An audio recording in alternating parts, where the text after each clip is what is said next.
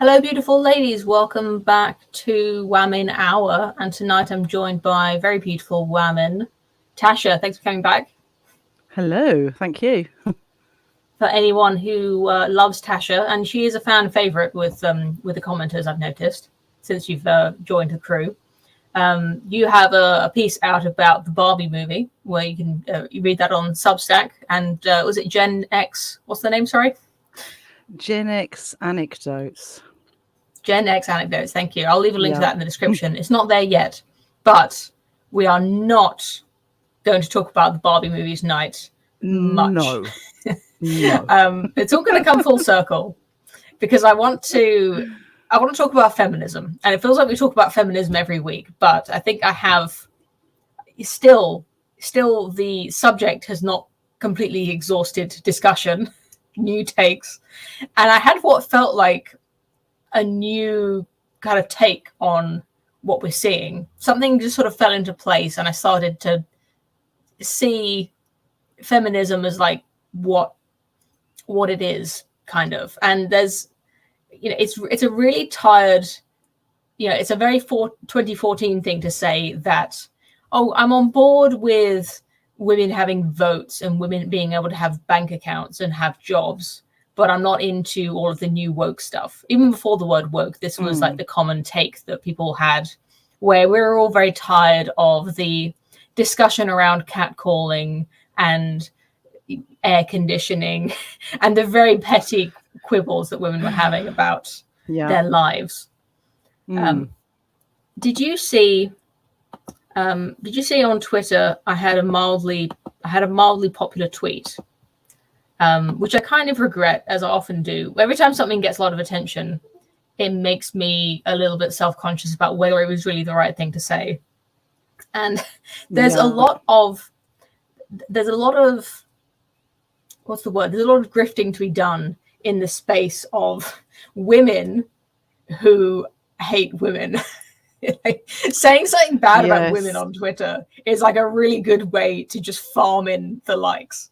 And I feel like I wasn't really saying something bad about women in this case, but when it started to get a lot of likes, I did wonder if perhaps I was on the wrong track. Like maybe I'd gone too far down the Pearl Davis grind set.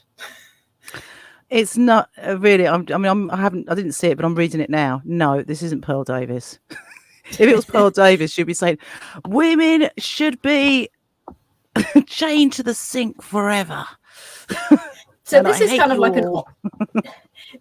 an old benevolent sexism kind of take about how women and men have different natures. We have distributions of personality traits that vary on average between the male and the female temperament. And as you can probably guess by reading this tweet, I wrote this feeling very kind of depressed, like a bit sort of weepy, like just crying for no reason. And the ladies who are watching this will know what happened the next day, to no one's surprise. But right, okay, I understand. I'm not going to get into it, but the point is that if you have a woman in your life, then you've probably experienced the ups and the downs of the mood, the capricious nature of your lady's mood. But however bad it is to live with a woman who's moody, I think a lot of people don't understand that it actually is quite difficult for the woman herself to go through these moods. Like, it's not pleasant to have to suddenly find yourself being overly frustrated or feeling anxious, feeling threatened, feeling like people are judging you, or that you're not living up to the what you should be, feeling guilty, like all of these negative feelings that can overwhelm you for no reason. And I truly believe that a lot of feminism is these women feeling these things and instead of recognizing it for what it is, which is just a mood that they're in, trying to externalize it to their life and their husband and the world and their family and society and the patriarchy. Yes. Yeah, I agree. So this is kind of overstating it. It's overly simplified to say that this is, all women complaining. It's, she's just on her period, right? It's that I think that would be like a Pearl Davis kind of. Well, we don't need to be on our periods to complain, do we? We can do it all the rest of the time as well. We're quite good at it. but that doesn't mean that some complaints are actually valid, right? Like, oh no, no. Really have a complaint that is valid. Like, that's not a feminist thing to say. Of course. So it is possible that a woman really could be unappreciated, or could be being threatened or being judged. Like, these things actually do happen to women sometimes. But the negative feeling that comes with it is often amplified, so that the negative emotions that women feel are often felt stronger than what a man would feel in the equivalent situation. If he were undergoing the same stimulus, he might be able to shrug it off, get over it a bit sooner. Yeah, absolutely. Yeah, I agree. My husband's on an even keel generally. I'm much more fluctuating in my moods. Yeah. And this is a great thing about living with men, because if you were feeling this way, and you're also with a woman who was similarly, capricious and moody. No. I can't imagine how lesbians deal with it, but I imagine it's I can't imagine, like, even just living on your own. Living with a man is amazing. And I saw this great tweet. I can't remember if it was in response to this or something else that I saw. Someone was saying we should do a stream about the good things about being a woman. Like, what is it? What are the things you like about being a woman? And one of the responses was, the best thing about being a woman is men. And I was kind of like, yeah, like, I love men. I love having men in my life. They're great. But that's not what you'd think if you listened to Sadiq Khan, which is what I named this stream. And I can't find this meme now. I was frantically searching for it as the intro music was playing. I can't find the meme of Sadiq Khan's Mate, which is his new campaign in London to get people to get men specifically to call out bad male behavior in each other, like in a kind of light-hearted fashion, without it becoming a huge thing. You can just say mate. How do you say it? Give me your best mate. I don't know how to say it. Mate. Well, I mean, I think the T on the end, traditionally, it'll be mate. Mate. Come on, mate. It's all mate. Mate. It's, oh no, it's just so, I cringed so hard when I saw that. So this is not helping anyone, like, transparently. Saying mate, like, even if it worked, right, getting men to stop saying inappropriate things to women, this is not actually the source of any woman's real problems. I think it's kind of annoying, right? To have remarks said about you. It's not great. I'm not saying that this never happens or that it's not uncomfortable, but really, it's not on. I don't think it's on any woman's, like, top 10 list of problems in her life. No.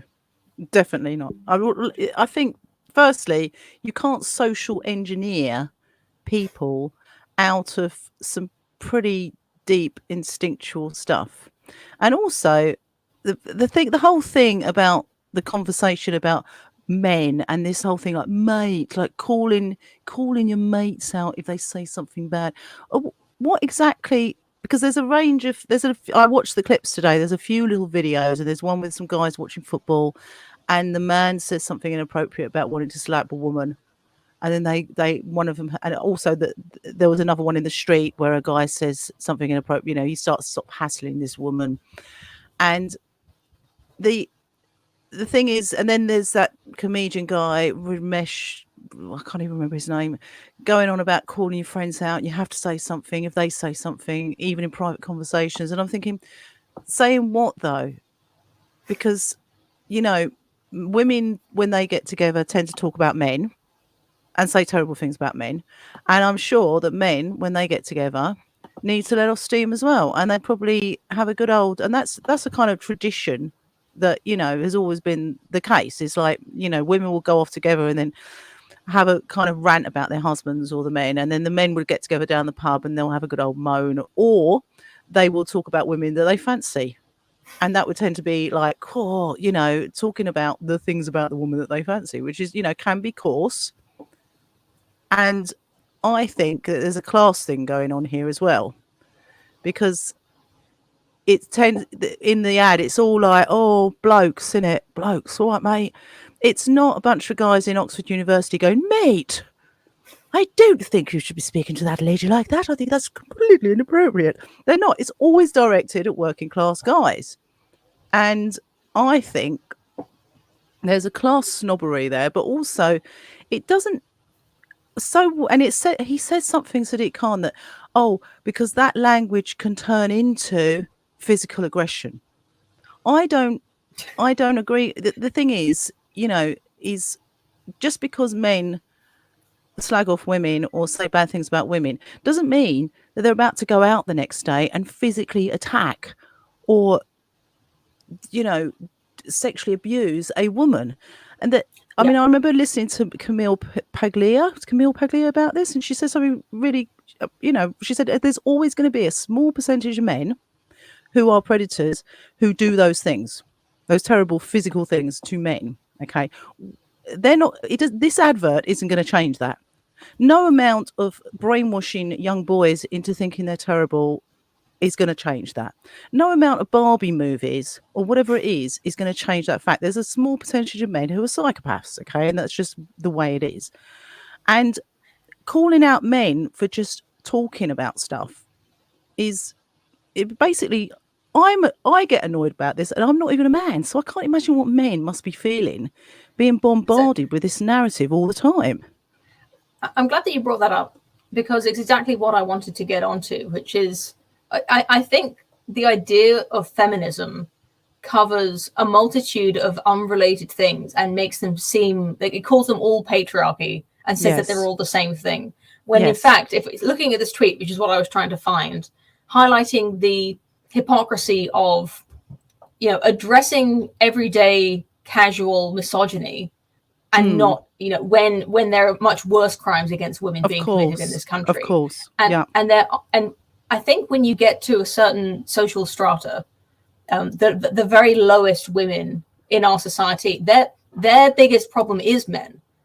The women who really are being victimized by men, who are, you know, being kidnapped, assaulted in every way, who are, you know, being trapped. That, you know, it's not a problem for, you know, the bourgeois class, the middle class women, you know, the women who are actually the feminists, who have the platform to speak about about air conditioning or whatever, who complain about wolf whistling. They don't actually face these kinds of problems that are the actual problems that feminism would be a good force to help with. Things like domestic abuse. And I'm not talking about getting into arguments. I mean, true, you know, chronic domestic abuse situations. The women who have the least resources to get away from their, what's the word, victimizers, their abusers. All of this language sounds very feminist, but it is a reality for a lot of women who don't really have access to the luxuries that the feminists who get to talk on TV and write books have. Yeah, and those feminists that we constantly hear and who are constantly going on about this stuff ad nauseum. I think there's a class thing going on there. I think they want something to make themselves feel like victims, for one, when actually a lot of them are in a far better situation than, say, a working class guy who is living in poverty and trying to support his family or whatever, or a single guy who's just lonely, living alone, not got any access to work or money or anything like that. And then they're being lectured, these guys, by these women who have gone to top universities, live in lovely luxury flats in London and write pieces for The Guardian.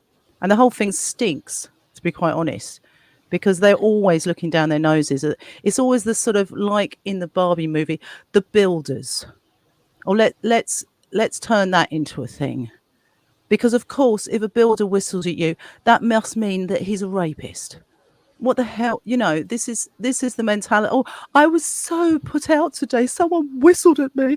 It was But terrifying. It's they like, what are have you to create a talking link about? between the problems they experience. I'm talking about the sort of middle class educated feminists. The problems they experience, they have to link those to what I'd call real problems, like the real abuse of women, so that they can have a moan about all the things they've gone through today and the difficulties with their marriage and their kids.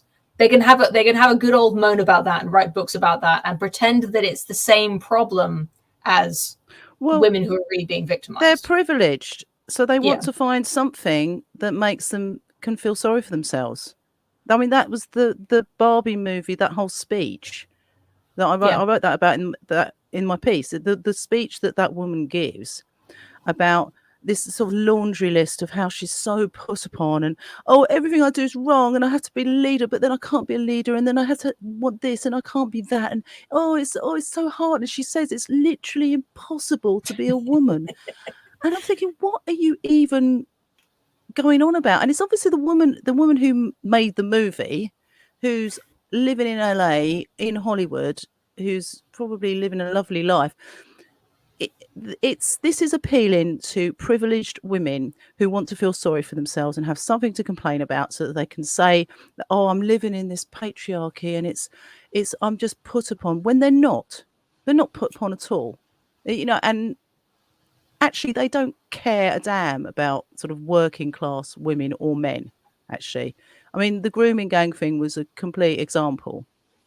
None of these posh feminists gave a damn about these working class girls, in these northern towns. So it's just about them. And it is, all the cliches about women being self-absorbed, neurotic, constantly complaining, making everything about them, they fulfill all those stereotypes. That was Barbie movie in a nutshell for me. It was just like, you are fulfilling all the stereotypes that women are supposed to be. I have spoken before, somewhat controversially, about my feelings about why female academics focus on feminism as their sort of subject of specialty. Female academics, in the social sciences and politics, they tend to be feminists. They focus on women's issues. Even women like Camille Paglia. Obviously there's the occasional outlier. Someone like Margaret Thatcher or Ayn Rand. Someone who goes into politics just because of they actually understand the world in a new, interesting way, and they can communicate that, writing books and being political figures. But typically, I think what's happening is that it takes a really specific set of skills and a specific kind of temperament to be to be on the cutting edge of anything, but also in this particular case, to be a popular author, academic, speaker, a talking head on TV, an intellectual, basically, in the subject, on any subject. So a lot of the people who have that specific kind of temperament, being very intelligent, being very driven, being very good communicators, they are men. The people who have that specific people who are willing to give up their evenings, give up their family life to single-mindedly pursue this one aspect of their life, to pursue excellence in one particular field. There are more men by far with that specific kind of temperament, with those particular skills, than there are women. And absolutely, the only way that women who have some of those skills can compete with the men is to find a topic that men are not addressing, or that the men do not have particular experience regarding. So the women who are very intelligent, very driven, who would make good authors and intellectuals, in order to compete in the marketplace, they need to speak to the female experience, and talking about all kinds of things, about dating, about anything. To be noticed, that's what you have to do. And I kind of wanted to, I guess, bring this on to the Pearl Davis effect. I don't know how many people watching. I guess on YouTube you'll probably know her as just Pearly Things. Probably should have brought up a few things, but this is what you'd call like the Antichrist of feminism. Right? If Anita Sarkeesian back in 2015 was like the final boss of feminism, the polar opposite of her has been born into the world as Pearl Davis, aka just Pearly Things, and she's everywhere now. Like the rise of Andrew Tate seems to have like tethered her into the stratosphere with him, sort of on his coattails comes Pearl Davis. What do you think? I wish Pearl Davis and Andrew Tate would get married, elope, and then Tate can tell Pearl to get off the internet, and she can tell him to get off the internet as well. Actually, I'm not a big. I mean, look, you know, I get it.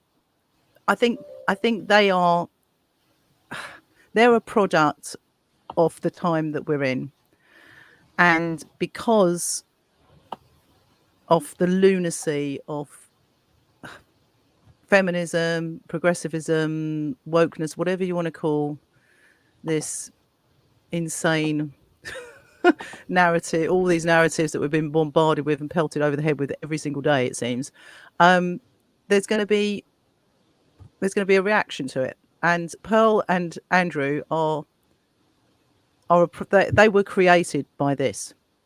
It's not surprising to me that people are flooding to those people, because especially young people, because it's like the first time I heard Pearl was on this panel for, I think it was, I don't know, Vox or Vice or one of these. Vice, I think, did a panel with feminists, and Pearl was the only one out of all the women saying things that I thought I could totally, you know, she was right. She was basically right, and she said it very well, and she articulated herself very calmly.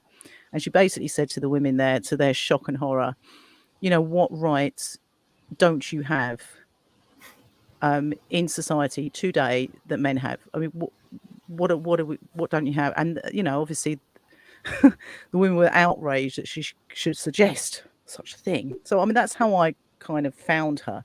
And then I got onto her YouTube channel, started watching all her videos and thinking, okay, they're all... Was that the Pearl and Sydney sort of the Jubilee panel about feminism? I think it might. Yeah, I think Sydney was on it. I think actually Sydney was the only other woman as well. But Pearl was... Yeah, I remember that. Yeah. It was a million years ago now. Yeah, it wasn't that long ago. And I thought, oh, hang on a minute. So she's actually got... I like this woman. So I signed up to her YouTube channel and started going down the rabbit hole of watching all her YouTube videos. And I was thinking, I don't know who all these people are she's got on her show. She's got 10 people in there who I think she's just picked up off the street in London. So I think I think this is she's in London. Yeah. And they're all like these properly kind of like, oh, you know what, like, you know, but the thing about men, like, is, you know, the thing about women. And she just sort of tries to get these gotcha moments where she gets these women to say stupid things, which isn't hard. And then she'll do sort of clipped videos. Woman doesn't know what she's talking about, you know, or stupid perfect woman. Segue. I haven't seen this, but because I wanted to demonstrate my the subject, I did find some tweets. So I thought we'd just look at this now. This is just like today. I've looked at what she's tweeting today. Someone on YouTube said that Pearl tweets like a 15-year-old girl. in how, not just in how sort of snarky and kind of broad strokes her tweets are, but also like the quantity, just the sheer quantity of tweets is amazing. So I've just picked out a few from today. So should we look at this? It's only, 6 minutes long. I'm not going to watch all of it. Yeah, let's have a look. Tell me if you can hear this. Question: Are women really that smart? Some. Okay. Yeah, some of y'all stupid. So, all right, because I have a question. But you never had to learn. You never had to learn. You never been through something, so you just stupid. You never know. You just don't know what you don't know.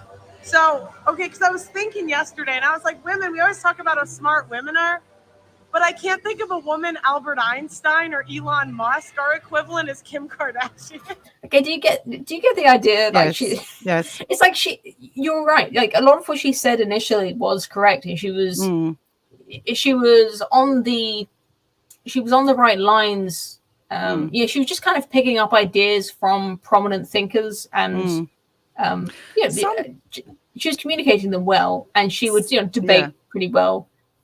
Some of the things she says are correct, and that's kind of, I can see why she's got the following she's got, because it's an antidote, isn't it, to all the sort of insane feminism and the constant sort of annoying stuff about men and the patriarchy and all that stuff. It's an antidote. But she also, I mean, the other thing is that I find really nauseating is she's I think she's 25 or something, and she dishes out all this marriage advice. And I don't think she's even, I think she's from a rich background. I think her dad's helped her a lot with her business and everything. I'll tell you something quite interesting is when I was actually looking at a lot of her videos, I made a comment on her YouTube channel under a video talking about marriage, because she was just making all these really kind of mad. So I was saying, well, it's a bit more complicated than that. And then I immediately that is the perfect response to everything she says. Yeah, it's a little bit more. It's not quite always like that, actually. And I mean, I've been married for over 20 years, and I'm being lectured by a 25-year-old who doesn't seem like she's even had much relationship. I don't know, but anyway, I'm just going off the stats. She says, well, okay, but go and get married for 20 years and then come back to us, okay, and then we'll have a conversation. But so I went on to so I made a comment, and then I immediately got a reply on the YouTube thing from Pearl saying, go on to this Telegram link. I want to talk to you. And I thought, okay, that's interesting. So I went onto the Telegram link, and she went, hi. And I went, hi. And she said something, I can't remember what she asked me. Are you saying you were actually talking to her, or was it messaging? Well, that's the thing. I said, is this you, Pearl? Am I actually talking to you? And the person said, none of your business or something. I can't remember what it was. And then I realised I was talking to someone who A, wasn't English, and B, I think was one of her, because she employs all these guys in Africa. She's talked about this. So she's got all these guys in Africa who she employs to do to cut up all her videos for her and do all this stuff. So I think I was chatting to one of these guys. And when I said, what is it you want? I mean, I think he was probably, whoever it was, trying to sort of see whether I could be someone to go on the show or something. I don't know. Okay.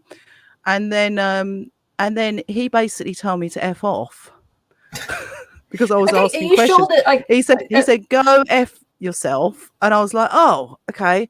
Now, it was definitely Pearl who'd sent me that message on YouTube. Okay. And then I'd noticed someone else. It's a common sort of catfishing technique to spam someone's channel with a very similar profile picture and name, pretending to be the person. So maybe you're right. Maybe you're right that it was someone else doing that. But so that could be wrong. But I just got the feeling that there was something going on there with. I could be wrong. But interesting story though. It was an interesting story. But I digress. But basically, yeah. So the stuff about marriage is just so. It's definitely, you can just sense that it's somebody who has no idea what it's like to actually be married for a long time with somebody. Which you want to read this one? I've just found another recent one on the subject of marriage. It says, women that don't take your last name don't like you that much. I hate to break it to you. She would have taken her first choice's name.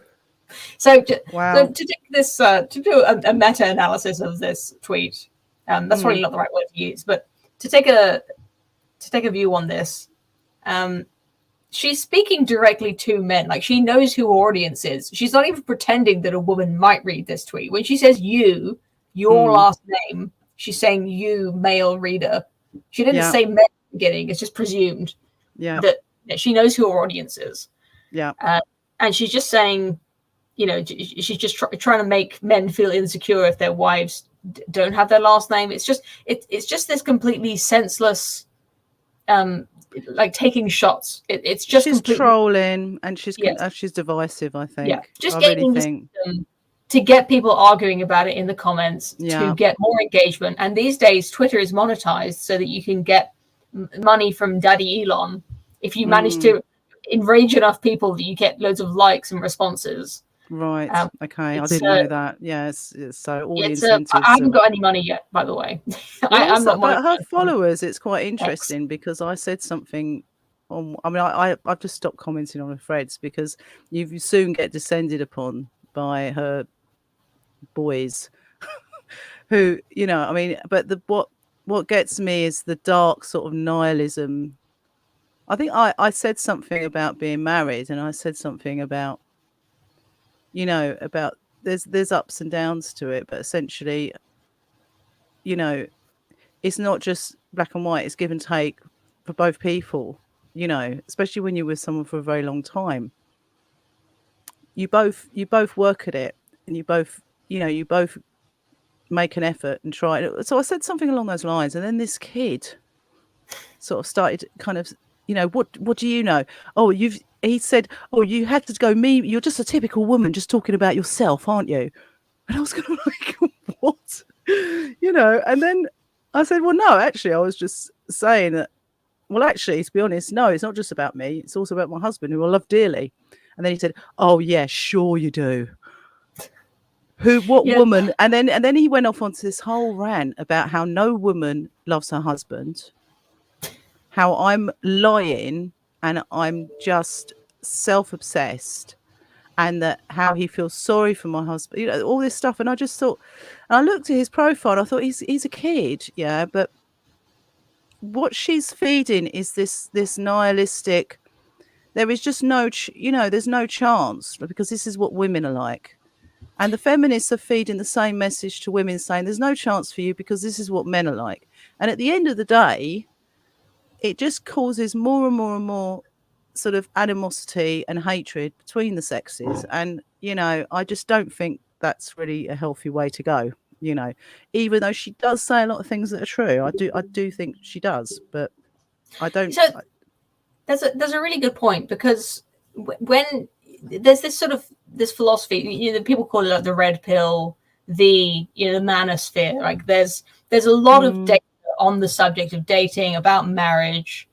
There's a lot of sort of facts that you can, that you can use as talking points that really validate your, whatever your argument is. And that kid that you were arguing with, he's been cloned thousands of times. And this is the same exact argument will pop into your replies if you say anything on the subject under a Pearl Davis or under any kind of video on the subject from that sort of manosphere red pill community.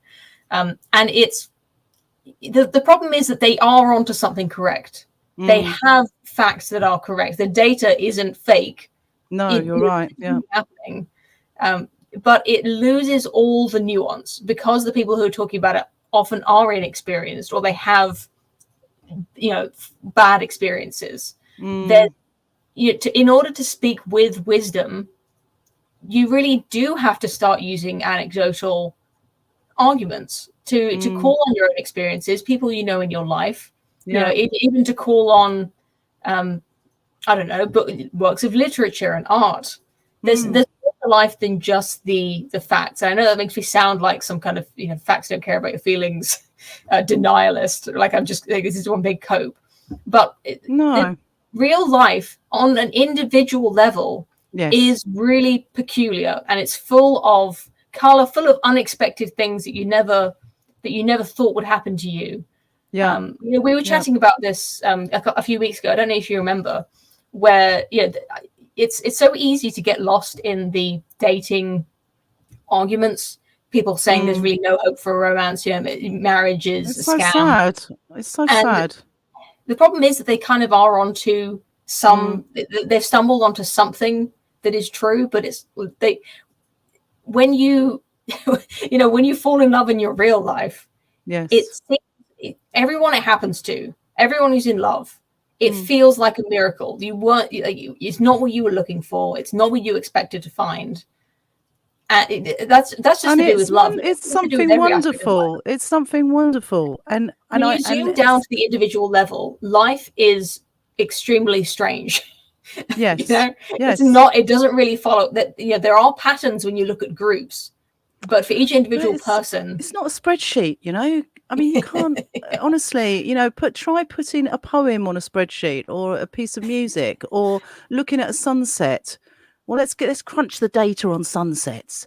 Let's work out of what percentage this sunset was better than the sunset yesterday, shall we? I mean, once you start looking at the world in that way, you're just a robot. I mean, what a horrible. I mean, if that's the only. Of course, if you want to have an intellectual conversation about something and you want to prove your point, then of course you need to sort of be able to, you know, you need to be able to do that. But when we start having conversations about everything in that kind of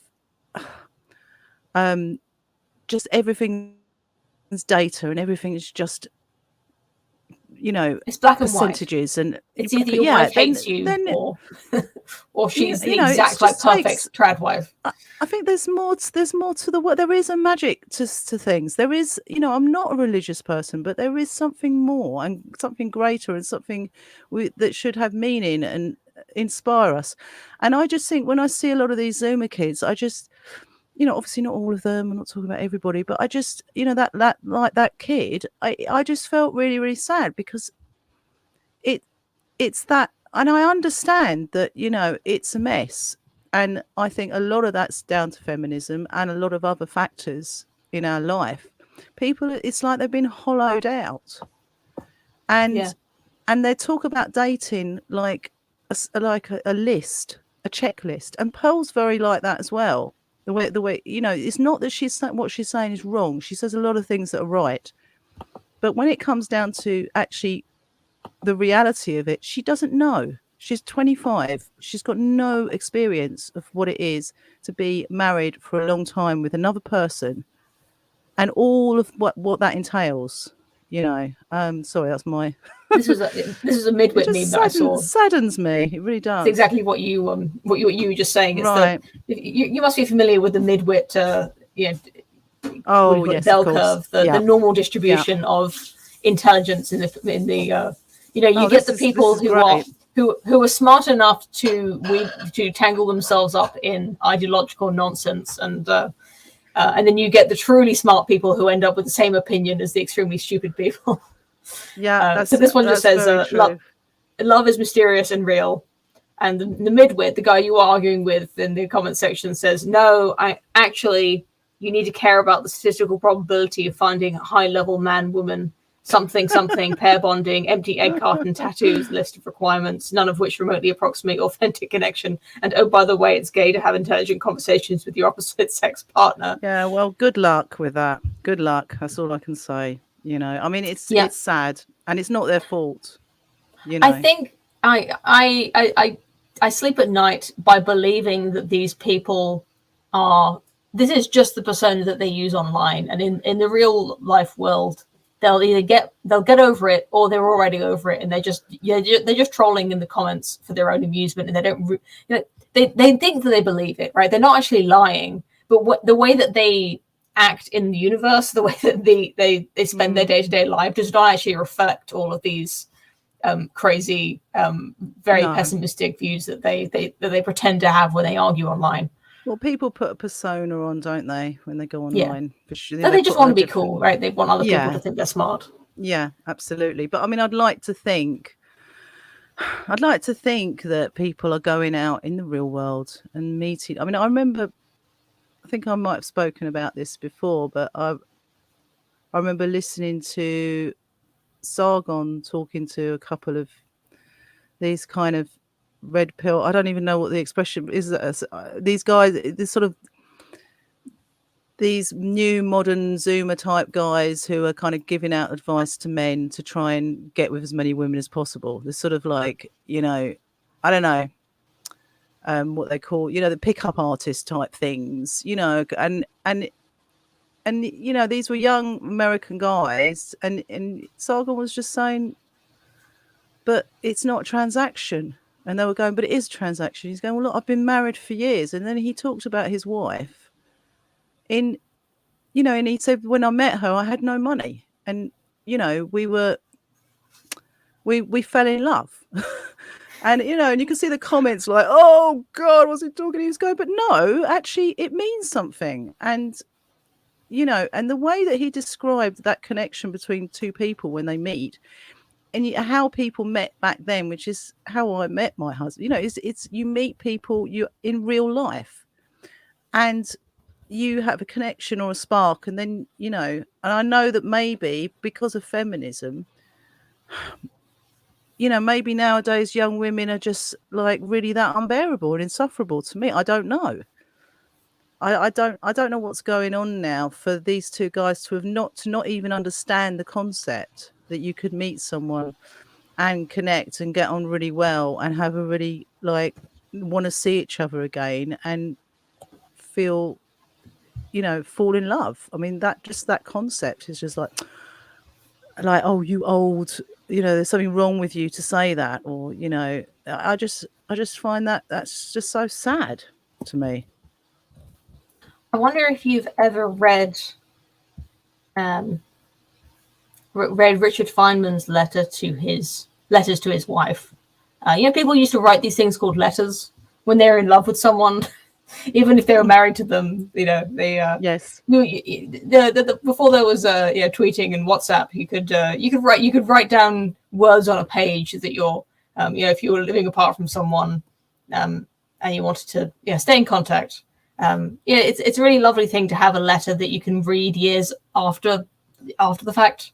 Yes. And now we get to read what this extraordinary mind, this extremely logical, intelligent man thought about his wife.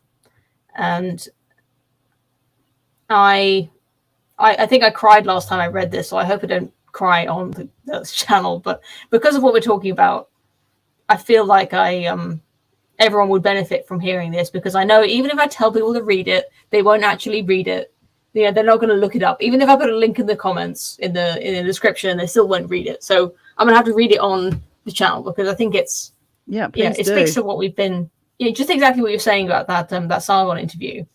There's more to life, you know, and it doesn't mean it's easy. And also, someone mentioned about arranged marriages. Yes, you know, and in some ways maybe they did have it better way back when, but that doesn't mean just because two families got together and helped two people to come together, that doesn't mean that they didn't fall in love. Yeah. Do you know what I mean? No, I'm sure they did in a lot of cases. Yes. You know, even if it was a slower process. Yeah, and it would have been maybe simpler and more naive. I don't know. But, you know, just because that was the case as well, and it seemed to have worked well for those times, that doesn't mean that there wasn't such a thing as people falling in love with each other. And then I don't think that should be. I think when you've been with someone for many, many years, then it turns into a different kind of thing. Yeah, love changes. It's not like obviously the first throws when you first meet. It changes. But I think if you haven't got it in the first place, then I don't know what the point would be, you know? Anyway, sorry, this letter. Can I read it? Yeah, I'd love to hear it. It says, Darlene, I adore you, sweetheart. I know how much you like to hear that, but I don't only write it because I like it, because you like it. I write it because it makes me warm all over inside to write it to you. It is such a terribly long time since I last wrote to you, almost 2 years, but I know you'll excuse me because you understand how I am, stubborn and realistic, and I thought there was no sense to writing. But now I know, my darling wife, that it is right to do what I have delayed in doing, and that I have done so much in the past. I want to tell you that I love you. I want to love you. I will always love you. I find it hard to understand in my mind what it means to love you after you are dead, but I still want to comfort. I still want to comfort and take care of you, and I want you to love me and care for me. I want to have problems to discuss with you. I want to do little projects with you. I never thought until just now that we can do that. What we should do. We started to learn to make clothes together, or learn Chinese, or getting a movie projector. Can't I do something now? No, I'm alone without you, and you were the ideal woman.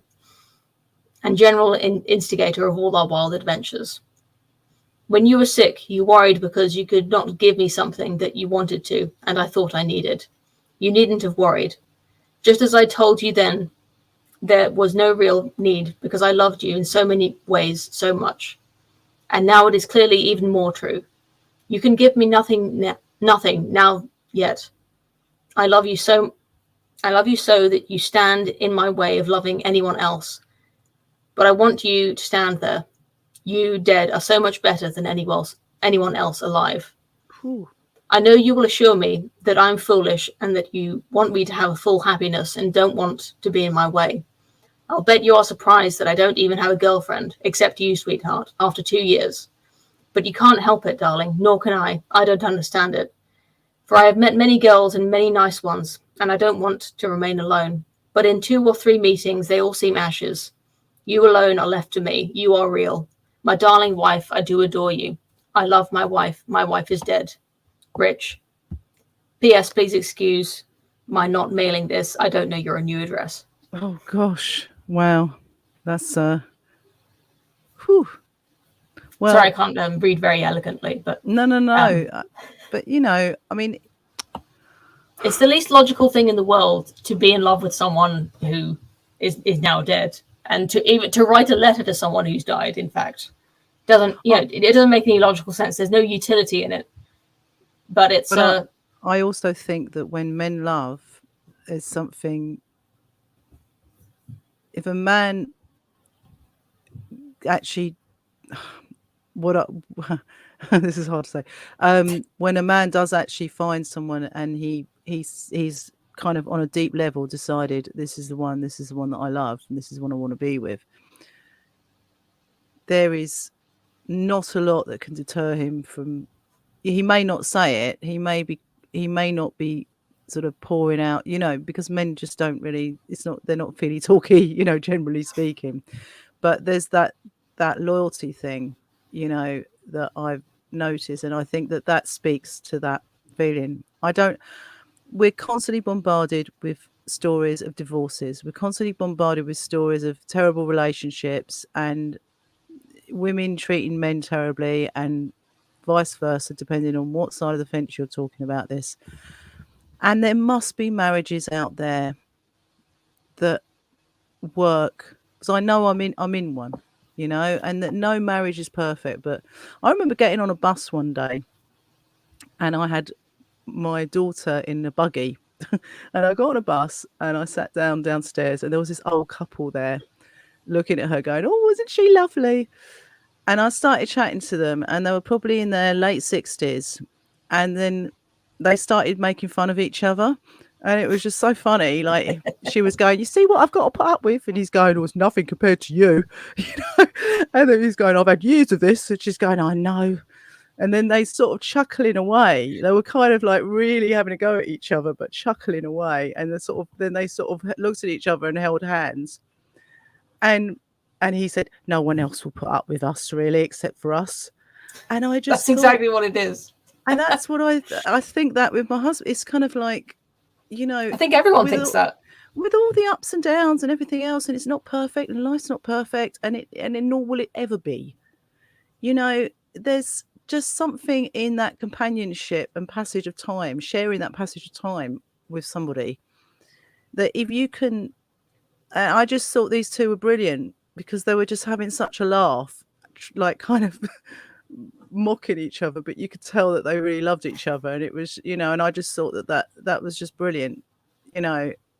It warmed my heart, and I just want to say to young people that it's possible, because I don't think a lot of young people hear that, which saddens I think me, really. it's not even that it's possible, but it's not. We used to be better as people, as a society. We used to be better at doing it, and it's not like you have to stumble upon the one person in the world who can make you feel that way. That that makes it seem like statistically improbable that you'll ever be able to find someone who meets your expectations. Who, when you end up finding someone, it's not someone who meets your like minimum requirements, your expectations, or the kind of person that you, like I said before, like the kind of person that you're looking for. But they become, people work their way into your heart. Yeah, and then they stay there. It's not a conventional kind of movie setup, It's not Pride and Prejudice or whatever, or book or whatever. It doesn't normally work that way. And I think, I mean, at least from my own experience, when I met my husband, we just got on really well. It sounds very simple, but we just enjoyed each other's company and got on really well and had a lot of fun and laughed a lot and went out and did things and went to exhibitions and gigs and comedy nights and dinner, and we did a lot of things together. We enjoyed going out and doing things together.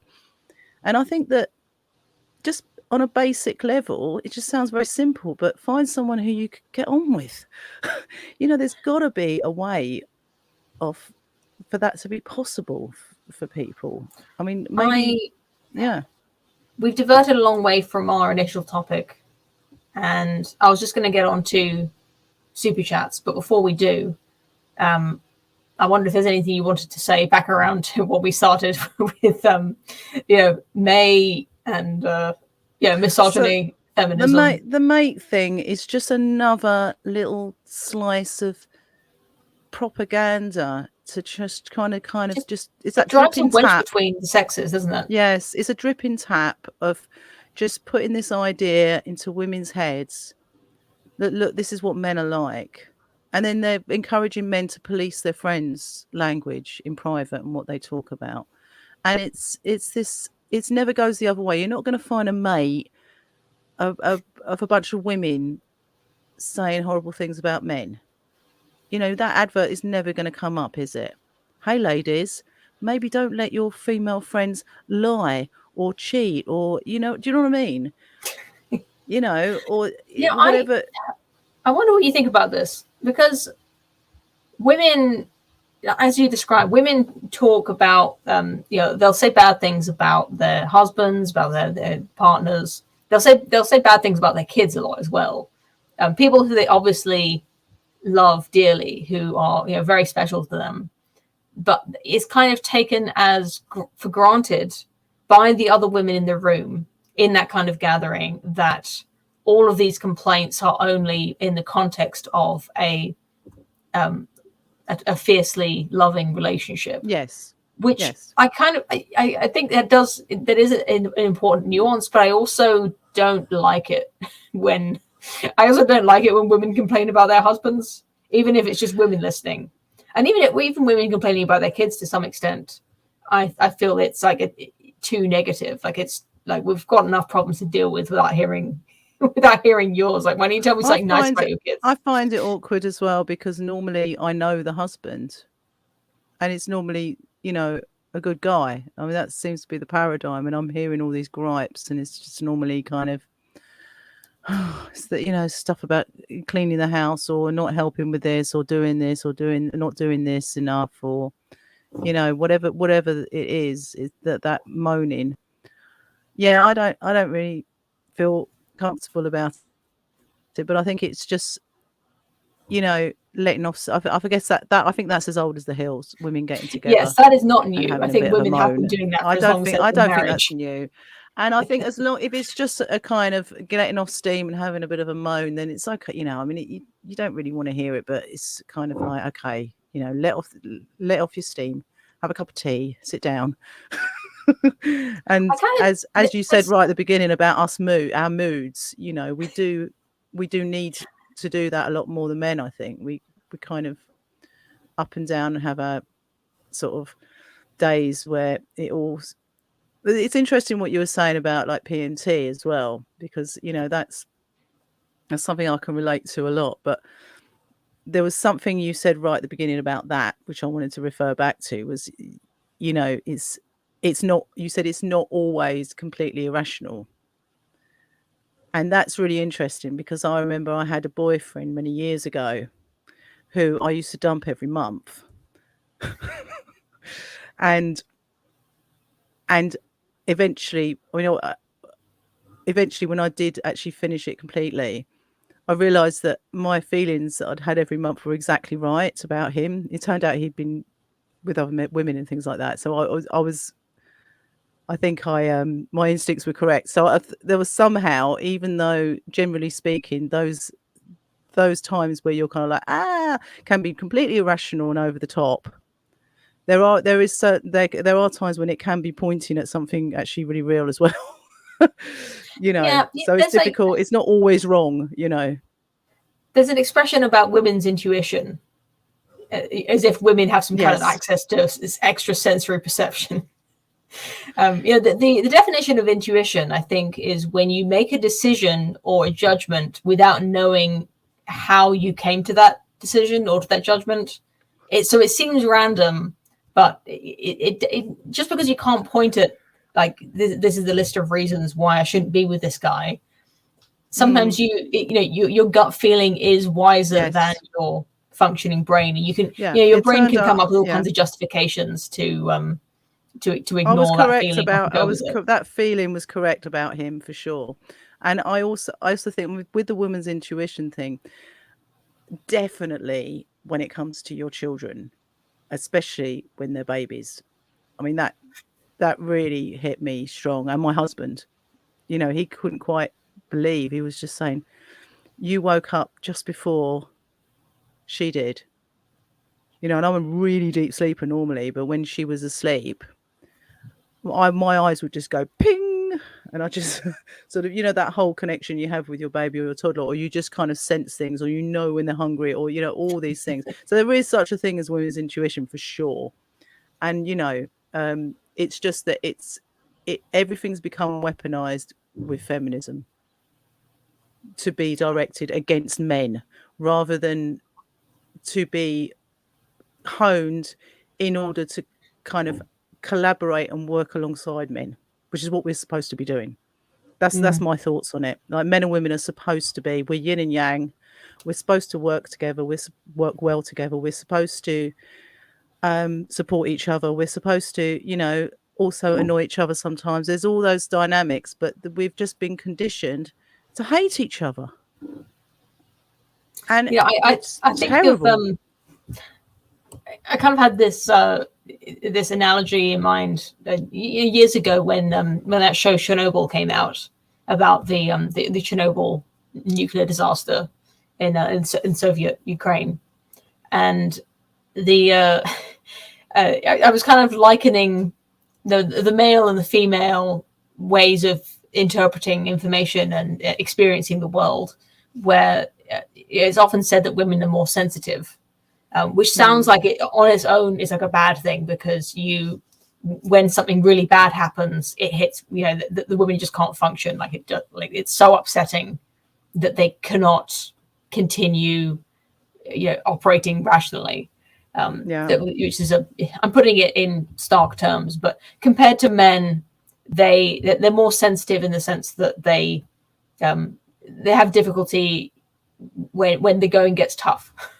They're more likely to fall apart if things get really scary. And would normally step in. And being more sensitive, if you think about it as a sensing instrument, being more sensitive is not a bad thing; it's a good thing. So in in that show Chernobyl, the instruments that they had to detect the nuclear radiation, they were too sensitive. They had a really narrow range of radiation that they could detect, because they were trying to pick up really small amounts of radiation. That's what their sensors were made for.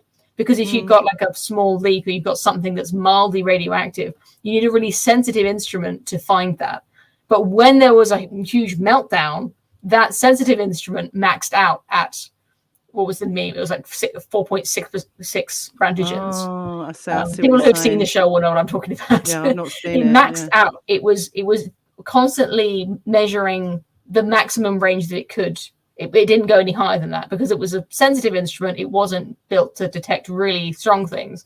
And it kind of struck me that women are the sensitive instrument. We can detect really small amounts of disharmony, things that are going wrong on a really small level, like with your own child, with your family, with your friends. with your boyfriend, you can detect things that Yes. are usually like that men would not notice at all.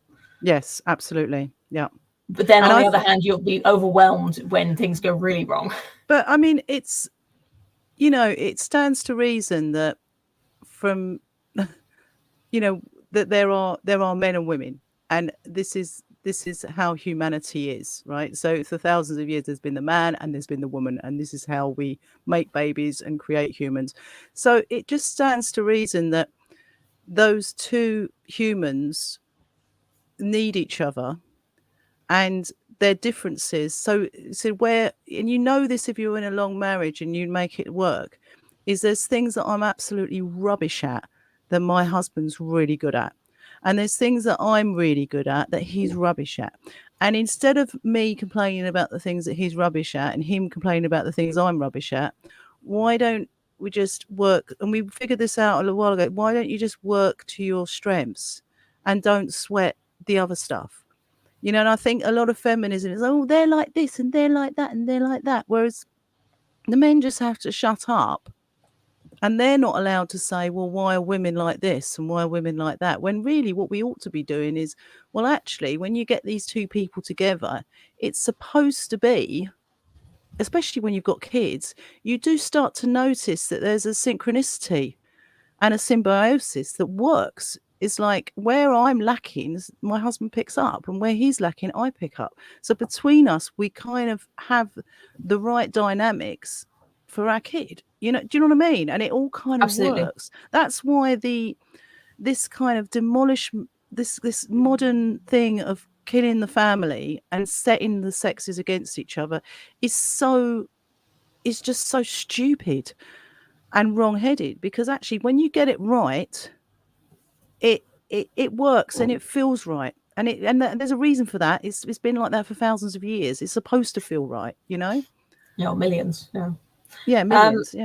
Yeah, raising children together is the one thing that hasn't really changed that much for millions of years that humans have existed. Obviously it's changed, but you know, at its absolute most basic, a man and a woman raising a child together, or children. Yes. Let's do super chats, and then I have a YouTube recommendation, and then let's go.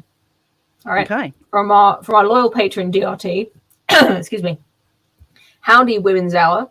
Connor and Carl Sargon, thank you for that clarification, had a part 2 to the Feminist Bible with talking about responses to the second sex. You know, my mum's always telling me to read the second sex. It was like like boomer feminism. Yeah, I've heard about that. To consider some of those takes and maybe get Aidan Paladin back on to promote her upcoming vid. Maybe we'll review the second sex if I do what my mum says. Maybe we'll both read it, and I'll have my mum back on to talk about the second sex with me, because I don't think any of the panelists are going to read it. Our usual guys. From Skine. I think you're a new super chat. Thank you very much for donating. I think that's 20 Australian dollars. Thanks very much for the dollary dues. I prefer to be on Broken Crown with Aidan and Spoon if you have 3 to 4 hours free. I'd prefer you to... Okay, so this person wants me to go on Broken Crown. I don't know what that is. I know who Aidan Paladin is. I'm afraid I'm out of touch with... Is that a podcast? I'll have to look that up. Thank you very much. I will look it up. From DRT for $5. Loneliness is a millstone a ton of men are suffering under. If the AI music is to go by, I look forward to the AI matchmakers. That's an interesting idea. That AI might actually be able to match people together better than just letting people find their own matches by swiping on photos. I wonder. I mean, what would be the data that you feed the AI to work from? You know, there's always the source data that it uses to predict good marriages. It needs to see what a good marriage looks like in terms of profiles. So I wonder if you'll never get the real chemistry, though. The real life chemistry with someone. You know, talking about chemistry, what I would do is literally test the DNA of married couples. Wow. And I'd see if there's something literally in the DNA, in your physical body, that makes you compatible. Together. Interesting. Not your personality or your interests. It's just literally physical. That's interesting. And if You can matchmake people on that basis alone. Wow. From DRT again, thank you very much for $5. Ivan Illich's Gender 1983 might be a good book to cover on this podcast, as this covers a lot of the issues and is carried on by the reactionary feminists. Interesting. I've disavowed the word gender, and I'm trying to work it out of my vernacular completely. Yeah, I just say sex. I don't say gender. Yeah. The thing with saying sex is you can confuse it with sexual intercourse. Sometimes in the sentence you kind of got to. I want to talk about to make it sex. Clear. Yes. Not having sex, but being the a sexes. Sex. Yes. The sexes. Yes. Yeah. Okay. And my recommendation for today, I wonder if you've seen this, Tasha, because it was an excellent video. Was from Callum from the Lotus Eaters, who I think got an honorable mention just now. He's been doing some great videos. He doesn't just sit in front of his computer like so many other channels you could watch, like this one, for instance.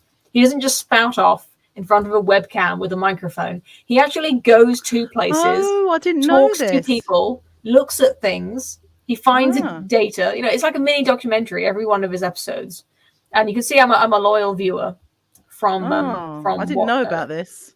So his recent episode, his most recent video, it's called Tourism in Merry Old England. And it's just a really fun, very funny, cute, interesting, like very soulful look at various parts of Britain, of England. Nice. He visits various places and he talks about the problems of immigration, looking at the data, looking at places that have had a lot of immigration versus places that have been completely untouched by any immigrants. I'll have to watch that. Yeah, that sounds good. It was really good. Just a really great video, entertaining all the way through.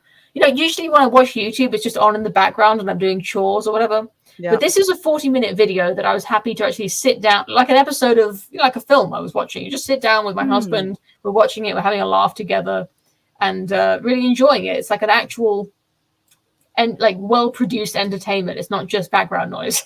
Like probably people watching this. To check that out, definitely. So that's a rare recommendation from me. And if there's nothing else from you, Tasha, and no more super chats, I will let everyone go and have a good weekend. Thank you. Thanks, everyone. And we'll see you again next week.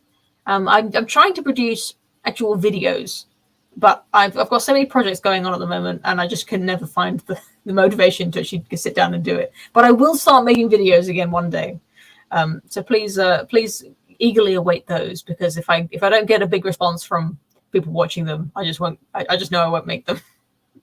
So until next time, whether on Wham in the Hour or on an actual video, have a good one, and see you again soon. Bye.